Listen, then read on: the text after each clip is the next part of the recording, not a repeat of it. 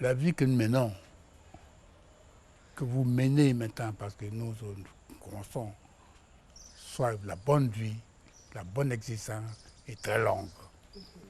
Très longue. Je crois qu'il faut demander au bon Dieu. Moi, j'ai toujours dit ça. J'ai dit, je crois en Dieu. Parce que je passais par beaucoup de situations dans lesquelles, quelconque sans un aide quelconque, visible ou invisible, je pouvais tomber. Bon, toujours on sort de cette situation. C'est que je remercie. Que vous tous qui êtes là, vos parents, vos amis, que Dieu nous aide tous. Que Dieu les aide. Amen. Est-ce que vous sentez que vous avez été suffisamment récompensé à la dimension de ce que vous avez produit comme travail? Ce n'est pas une récompense. Est-ce qu'il y a une sorte de reconnaissance qui vous sied? Non, on change un métier. L'autre, lui, il voulait qu'il soit médecin, mais ne plaisait pas le sang. C'est enseigner que je voulais. Mais enseigner aussi, il y a des événements qui se passent, qui se sont passés. Je préférais chercher une autre voie. Des aiguillons qui me disaient de lire, d'écrire. Je lis, j'écris. Ce que je dis, cela, ce sont des livres. Mais c'est un enseignant qui dit des choses. Tout à fait. Ce qu'il peut dire à l'un aux uns aux autres, si vous le trouvez déjà les lisants. Le métier qui me plaît, c'est enseigner. Je n'ai pas pu enseigner. Je donne les livres qu'il y a.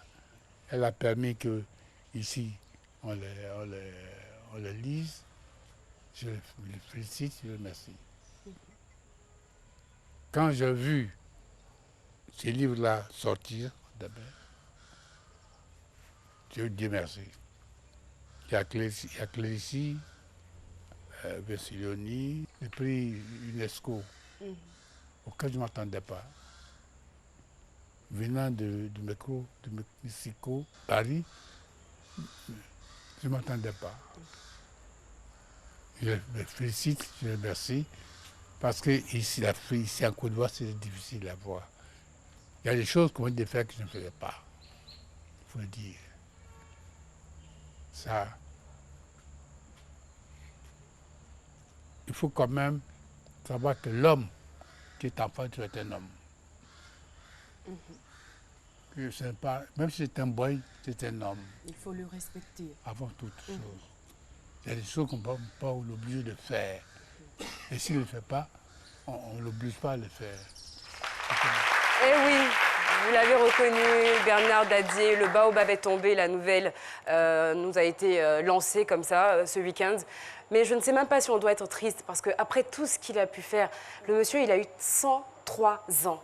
103 ans de vie sur cette terre, 103 ans de vie parfaitement vécue. C'est un illustre, en tout cas un pilier de la littérature néo-africaine qui a abordé presque tous les genres littéraires, la poésie, le roman, les chroniques, les contes, le théâtre. Franchement, quand on a eu 103 ans, quand on a impacté tout un continent, je pense qu'on ne peut pas être triste, on peut plutôt applaudir. Donc je pense qu'on va se lever et applaudir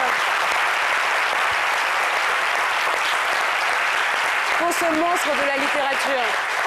Alors, on ne peut pas parler de Bernard Dadier sans passer la parole au doyen, parce que franchement, je pense que vous êtes habilité ici, vous avez la meilleure casquette pour nous parler un tout petit peu de ce monsieur. Sinon, de donner en quelques mots votre ressenti. Oui, en effet, Bernard Dadier, pour moi, c'est un père spirituel.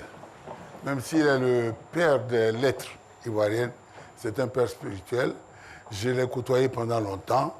Je l'ai trouvé au ministère de la Culture où il était déjà inspecteur quand moi j'arrivais jeune étudiant à l'INA. Et puis après, j'ai eu à travailler beaucoup avec lui parce que j'ai joué dans ses pièces. J'ai joué dans beaucoup de ses pièces.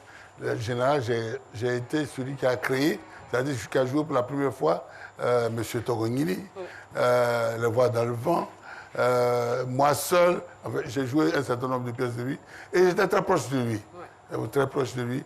Et pour moi, bon, c'est une perte. Exactement. Même si il est vieux, je suis quand même affecté. Exactement, exactement, c'est vrai. Mais comme on dit, un écrivain ne meurt jamais. Et franchement, lui, il ne mourra jamais parce que ses œuvres sont légion, il y en a tellement. Et le livre d'un écrivain ne se referme jamais. Bonjour à tous et bienvenue dans...